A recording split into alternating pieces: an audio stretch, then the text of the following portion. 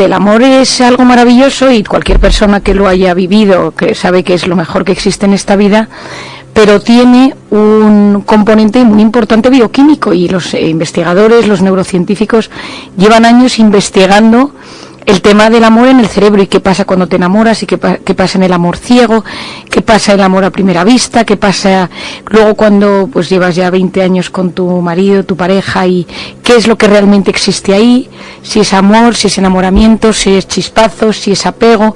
Y ya los estudios pues cada vez son más interesantes y de hecho una de las cosas más importantes que se está hablando es de esa primera fase, de esa fase de enamoramiento, que los que saben o que lo estudian dicen que dura aproximadamente, pero me vas a ver, 17 meses. 17 meses, tomamos nota. Pero es muy interesante porque en esa primera fase del enamoramiento, del chispazo, se activan una serie de sustancias en el cerebro. Esas sustancias son sobre todo la oxitocina y la serotonina.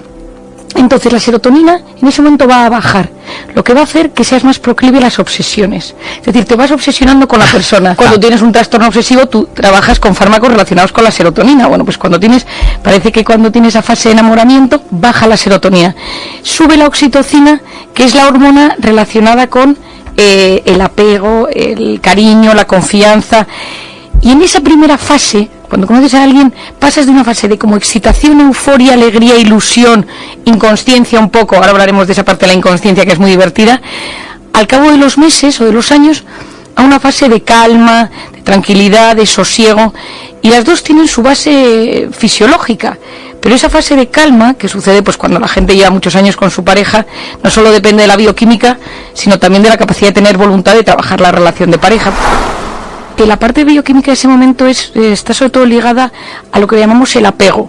Hablábamos de 3 fases. La primera es la atracción o el deseo sexual, que te puede pasar con mucha gente, es decir, puedes sentir atracción física hacia mucha gente. Luego el amor romántico, que es lo que hoy en día ya los expertos definen como de todas esas personas eliges a una, y esa una es que no puede haber otra, y entonces entras en eso que hablábamos de la obsesión, de la dependencia, que es similar a la sensación de una droga, porque no puedes estar sin otra persona, todo lo enfocas a esa persona, y encima en esa fase de chispazo hay un tema muy interesante, y es que se desactiva dos zonas del cerebro. Y esto a mí me parece muy divertido, entre comillas. Una es la amígdala, que es la zona del miedo y de las defensas.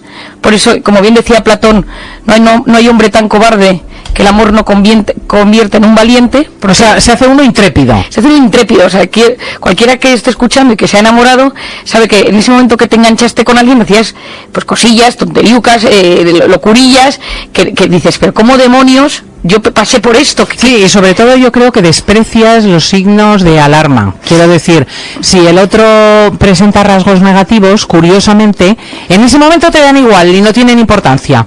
Bueno, porque la corteza prefrontal, que tú y yo hemos hablado aquí mucho de ella, que es la de la zona delante del cerebro, es la que se encarga de planificar, de razonar, la del juicio. Es la zona que nos hace un poco seres superiores, la de gestión de las cosas. Bueno, pues se desactiva en el momento que uno está en esa fase de enamoramiento. Entonces, uno está impedido para ver ese defecto. Solo se enfoca en lo que le gusta. Esto potenciado por la dopamina. Claro, luego le dices a una persona que dice, no, es que me separo de él porque es irresponsable en el uso del dinero común, o me separo de él porque es violento, o me separo de él porque es promiscuo, pero de ello ya tenías indicios previamente, y la gente te dice, pero vamos a ver, si tú lo sabías al principio, si lo hablamos, ya. Pero es que al principio no te importaba. Al principio, por esto, por ejemplo, lo tengo yo en una paciente de mi consulta que viven ya en pareja y ya se han comprometido, pero ahora que pues han pasado esos, yo no digo 17 meses, pero sí te digo 2-3 años, ella que quiere tener un hijo y él le dice, yo ya te día que yo no quería tener hijos. Y dice, ya bueno, vea, pero yo pensé, no, yo te lo dije. Que en ese momento algo que es tan importante como el tema de los hijos. Otro día lo hablaba con una paciente que yo explico mucho en consulta que una cosa importante es, si tú quieres acertar en la pareja, es saber un poco qué buscas. Porque cuando llega esa fase de enamoramiento, como no tienes la capacidad de razonar con tanta fluidez, pues es mejor saber lo que ya vas descartando de primeras. Entonces otro día lo hablaba con una paciente que me decía, por eso siempre me gustan los casados, porque nunca lo he tenido en la mente, que en el momento que te empieza a gustar tu jefe que está casado, de repente te olvidas, tu sistema de juicio se desactiva Y entonces eres capaz de enfrancarte en una relación, o es una relación de verano. Uno vive en Asia y el otro vive en África. Y de repente dice, no tiene ni pies ni cabeza. Te lo están contando a ti y dices, no tiene pies ni cabeza. Ni pies ni cabeza, claro. Pero no lo ves. Entonces esa primera fase tiene ese componente tan divertido, tan bonito, pero que, como leí hace unos meses en un libro que decía un psiquiatra americano, decía, sería imposible que el organismo aguantara el enamoramiento ese del principio toda la vida, que no comes, que las comidas te sientan bien o mal, que estás trabajando y miras 74 veces el móvil a ver si te ha contestado o no te ha contestado, que piensas, que imaginas, que dices. De hecho, se activa el sistema de recompensa propio de las drogas. Lo que pasa es que en las drogas la sustancia que entra es una sustancia externa y que hace mucho daño al organismo, y en este caso no hay ninguna sustancia externa. Por lo tanto, el amor es de hecho es muy bueno para la salud. Parece que te puede hacer sufrir lo más grande si la cosa te sale mal. Y tiene varios sistemas de recompensa. ¿Cómo funciona el sistema de recompensa? Si tú tienes un problema con, pensemos, el alcohol, tú estás todo el día pensando, ¿cuándo voy a tomar alcohol? ¿Cuándo voy a ir al bar? ¿Cuándo quedo con los amigos? Estás todo el día maquinando. No tengo dinero, pero le voy a pedir dinero a no sé quién. Sales, te lo tomas, llegas a tu casa y tienes el bajón, ¿no? Esto es el sistema de recompensa. En el amor es, ¿cuándo le voy a ver dónde he quedado? ¿Qué me pongo? ¿Qué tal? Entra en un campo obsesivo el asunto, ¿no? Es decir, ¿y qué le podemos recomendar a la persona que padece estos males de amor, pero para que haga algo cabal, para que no se enfrasque en una relación tóxica? Bueno, yo creo que lo primero es, siempre digo, tener un conocimiento de lo que uno le viene bien en su vida como pareja. Y para eso hace falta tener un gran conocimiento de uno mismo. Es decir, lo que a uno le sirve, al de enfrente no le sirve. ¿Cuántas veces dices, ay, para este chico? El otro día estaba yo en una cena con todo el equipo de la consulta, y hablábamos de, oye, pues este chico podríamos presentárselo, pero claro, que es que lo que a uno le sirve, al de enfrente no le sirve. Entonces cada uno tiene que saber qué busca, qué son para ti tus prioridades para que esa relación funcione, porque es que esto ya te filtra una cantidad de cosas que no te puedes imaginar, y hace que cuando ves que algo viene, y tú dices, la verdad es que esto es lo que me suele gustar, que sé que no me conviene. Esta frase es buenísima, es una señal de madurez enorme. Ver venir eso que te atrae, eso que hablábamos del deseo sexual, de la atracción, que hay gente que dice, a mí me gustan los malotes, me gustan yo tengo una paciente que dice, es que María, me gustan los sinvergüenzas. Y cuando veo al típico buena persona, digo, fuera. ¡Qué horror! Dice, y luego, allá que sufro, y allá que... Entonces, también tengo un conocimiento y a veces saber que tengo que romper un círculo vicioso donde me he metido, donde siempre busco un patrón, que ese patrón no me conviene. Esto sucede muchas veces en personas pues que por la manera que les han enseñado a querer en su familia, la historia de sus padres, la historia de sus primeros amores, marcan muchísimo. Por ejemplo, cómo te han querido al principio, cómo en la adolescencia, incluso las primeras relaciones sexuales marcan mucho tu manera que te vas a vincular, porque las relaciones sexuales tienen un gran componente en el amor, y ya no te cuento las hormonas que se activan ahí y lo relacionadas que están con potenciar o disminuir la capacidad de amar. Y muchas veces tenemos circuitos muy intoxicados de la infancia. Buscamos, pues cuando hemos tenido un padre autoritario, un padre enfermo, un padre alcohólico, hablo muchas veces también de caso de las mujeres, o una madre muy posesiva, muy sobreprotectora, unos padres que siempre se han llevado mal y que el grito ha estado siempre en casa, y entonces donde nuestro cerebro se siente cómodo, y más que cómodo en terreno conocido, es en un entorno con un tipo de pareja que no me conviene, pero en mi cerebro lo detecta como zona conocida. Y no es que sea bueno para mí, pero como mi cerebro lo detecta como zona conocida. ¿Cuántas veces te ha pasado, Cristina? Y seguro que alguien te dice, qué mala pata, mi padre era alcohólico y me acabé casando con un alcohólico. Y dices, pero ¿cómo es posible después de lo que has odiado ese mundo? Porque el cerebro busca cuando detecta algo similar a esa zona de la infancia, que nuestro cerebro la detecta como esa zona de conocimiento, se acerca a ella, y por eso repetimos patrones muy relacionados con nuestras figuras de apego, con nuestros padres o con nuestros primeros novios. El primer novio tiene mucha influencia. Yo cada vez tengo más pacientes que de repente se separan y se reencuentran con su primer amor del instituto, y dicen, oye, que he vuelto a sentir algo, ¿no? Porque en esa época se quedó grabado, se idealizó esa relación, fueron momentos muy importantes, y uno es capaz de volverse a reenganchar. Bueno, ¿y cómo evoluciona el amor? Bueno, luego el amor, cuando ya pasa esta fase de enamoramiento, gracias a Dios, llegas a una segunda fase que es la fase de apego. la fase de vínculo, la fase de estabilidad, de equilibrio. Y aquí se requiere sobre todo, hay un tema fisiológico de base, es decir, tiene que haber un buen equilibrio hormonal, que ahora hablamos, pero sobre todo la capacidad de tener voluntad. Esto lo he aprendido de mi padre porque ha escrito sobre esto, bueno, muchísimo. Que es las cosas que tú te propones, pero ya con inteligencia. Si tú solo dependes del sentimiento, si tú solo dependes de decir yo esto lo siento, es que los sentimientos fluctúan, Cristina. Claro, esto es muy importante decírselo a las personas. Las emociones fluctúan e incluso durante muchas épocas están ausentes. Están ausentes. Yo doy muchas veces el ejemplo de los hijos. Tú puedes adorar a tus hijos, quererles con locura, pero de repente levantarte una mañana y no soportar a tu hijo, y no significa eso que le echas de casa, significa que sabes que tienes una época que tu hijo está más insoportable, tú estás menos tolerante, no le entiendes, está más callado tú, pero eso no significa que haces una ruptura. Lógicamente las relaciones de pareja no son como las relaciones con los hijos, pero para entender que los sentimientos y las emociones cambian, y uno no puede tomar las decisiones importantes de su vida según un patrón de sentimientos y emociones. Si uno quiere tener siempre las chispas del enamoramiento, tiene que saber que va a tener que cambiar de pareja constantemente. Si uno quiere tener esas mariposas, esa explosión y cóctel de dopamina, serotonina, epinefrina, es decir, eso que hablábamos al principio, porque lo lógico es que pase. También te digo una cosa, tengo una paciente que lleva 25 años con su marido, que me dice que cada vez que su marido se va de viaje, que se va una vez cada 15 días, está nerviosa cuando llega. Y entonces se pone nerviosa, como cuando eran novios. Digo, mira, pues oye, sería bueno que todos estos investigadores miraran tu cerebro a ver qué demonios le pasa. A ver qué demonios le pasa.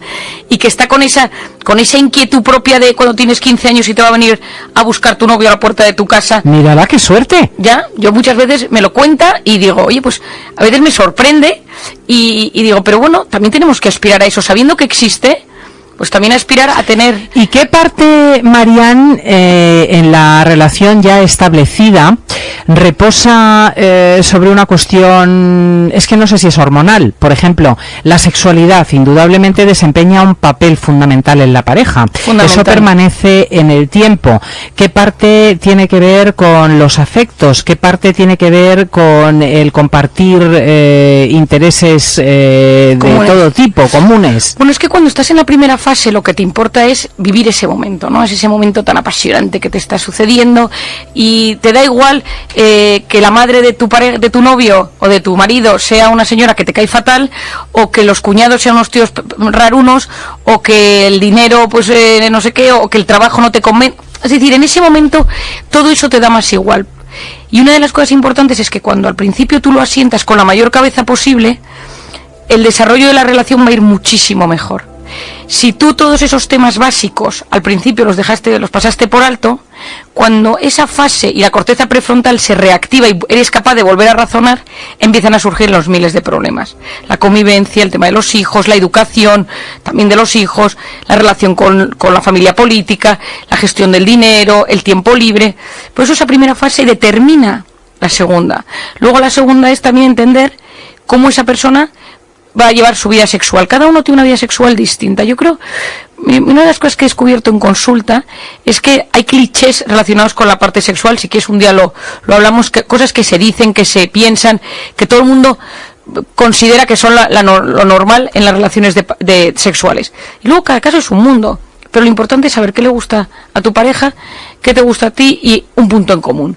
Decidir, tomar decisiones en común sobre los temas relacionados con educación, dinero, trabajo, viajes, ocio, con los temas difíciles, porque claro, luego te viene el dolor, es que no hay una pareja que no pase por algo gordo. Eso te iba a decir, porque ahora nos queda la etapa del sufrimiento, donde de repente pues tienes que hacer frente a los vaivenes de la vida e incluso a las limitaciones del otro. Bueno, es que el sufrimiento nos acompaña y yo siempre repito una frase y es que no conozco una vida sin sufrimiento, sin batallas y sin heridas. Es decir, uno puede hablar, y como psiquiatra yo tiendo a intentar ser siempre positiva en mi mensaje, pero como digo, yo me dedico a escuchar pues vidas de personas que sufren muchísimo y que no lo son capaces de gestionar de forma autónoma. Entonces, es verdad que el sufrimiento pues te puede hacer mucho daño, pero también es cierto que cuando en esa pareja las bases se han construido de forma sana, cuando los pilares son sólidos, cuando llegan esos momentos duros, hay personas que esto les une, ¿no?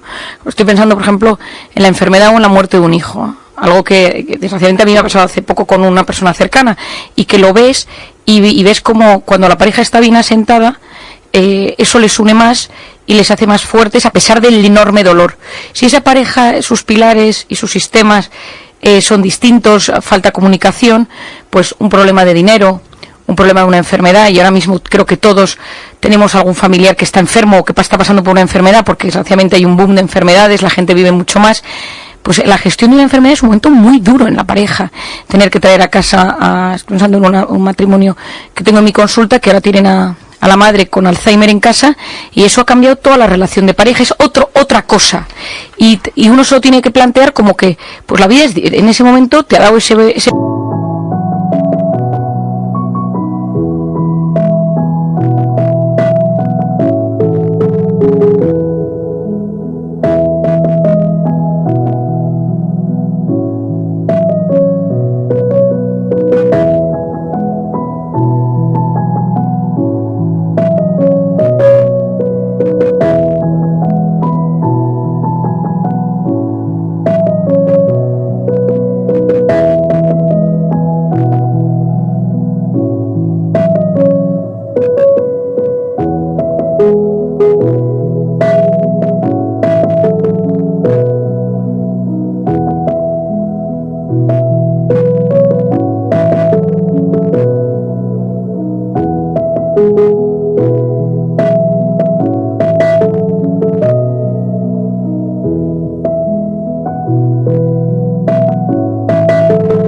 palo, y es una temporada en la cual tu relación de pareja pues pasa a un segundo plano, porque hay el cuidado de una persona, pero sin descuidar los detalles de la convivencia. Porque cuando ya te pones a descuidar los detalles de la convivencia, eso ya empeora toda la relación. Pero efectivamente, también te digo que cuando tú tienes una buena relación de pareja y te llega el dolor y el sufrimiento, yo os me digo que el mejor antídoto a la muerte, a la enfermedad, al sufrimiento es tener un buen sistema de amor al lado. Y ya no solo un amor de pareja, un amor de tus hermanos, de tus padres, de tus amigos, es decir, el sentirte querido, que ahí sí que hay una hormona que está muy pendiente de todo esto, mitiga los efectos del dolor y del estrés en el cerebro y en el organismo.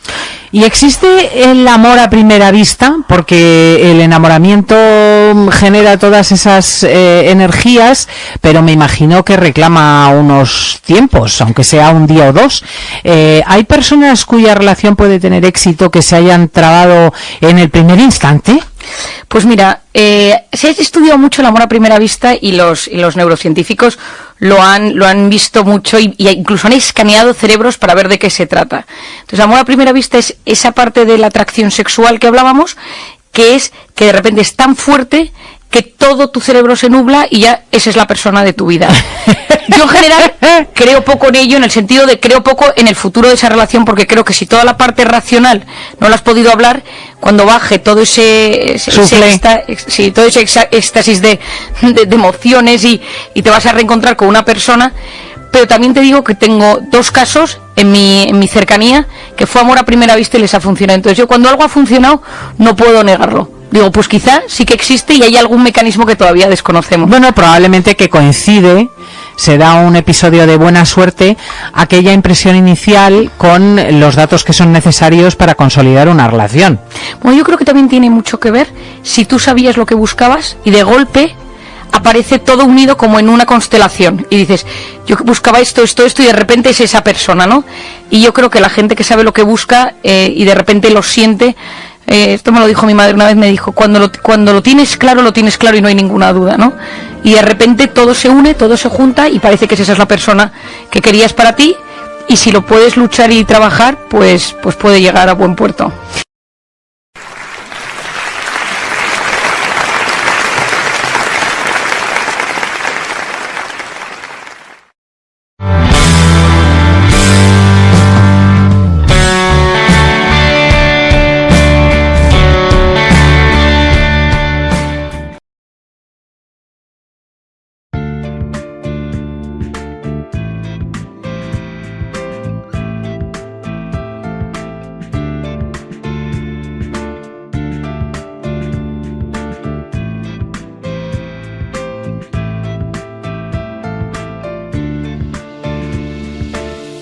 have changed my life with your words and motivation.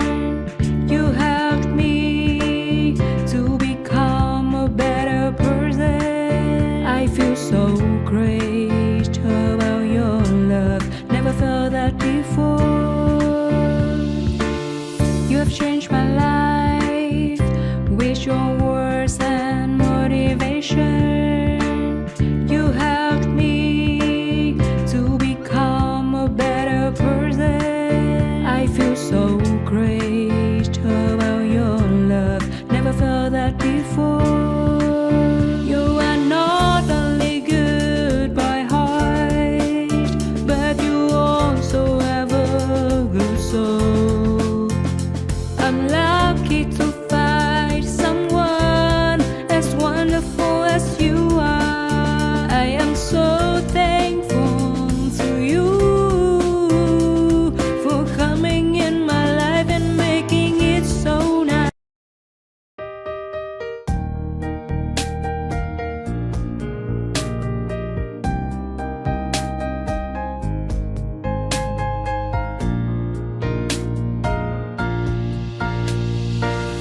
I wanna thank you for your unconditional love for me.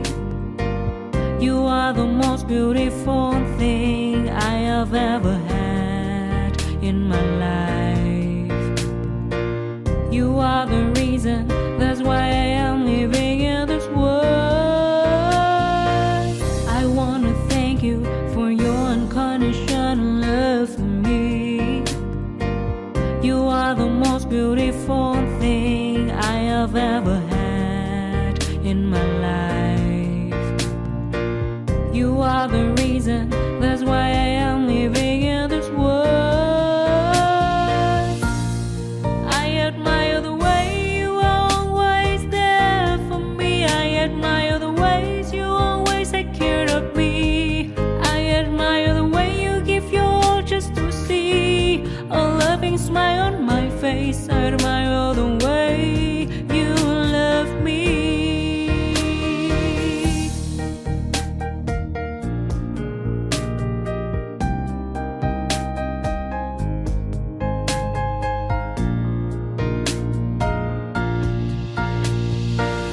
I wanna thank you for your unconditional love for me. You are the most beautiful thing I have ever had in my life. You are the reason, that's why I am living in this world. I admire the way you are always there.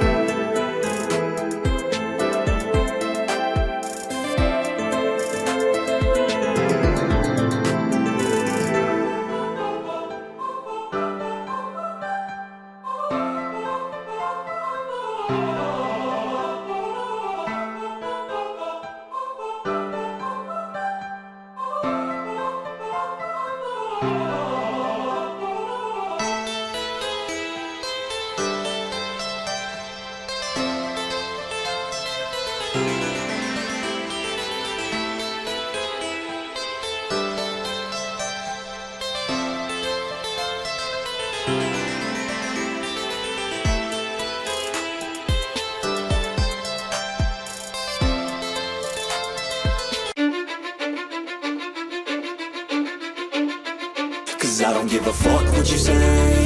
Yeah, I'ma do shit my way. So you can go kick rocks, I'ma stack bricks up, build what I want to make. Yo, I got a lot of shit to say, so I'ma do this every day. I'll be writing things until I'm fucking buried in my grave. 6 feet deep under, but my body won't decay. Cause my messages are timeless, so they'll put them on display. Oh yeah, I rap with a certainty, I have a sense of urgency. A message for eternity, for everyone internally. I had some people burning me, but now they fucking learn to see I ain't the one to fuck with, now they looking nervously. And I don't really care what you think of me respectfully. You can kick rocks if you think you're fucking better, see. I will outwork you, turn you to an enemy. Hurt you so bad that you're gonna need some therapy. I got the motherfucking recipe. I've been cooking up hits, I'ma leave a legacy. You'll be looking small when you're standing right next to me. I'm 5'10", bitch, but I'm 10 feet Cause next I don't to give me. a fuck what you say. Yeah, I'ma do shit my way. So you can go kick rocks, I'ma stack bricks up, build what I want to make. Cause I don't give a fuck what you say. Yeah, I'ma do shit my way. So you can go kick rocks, I'ma stack bricks up, build what I want to make.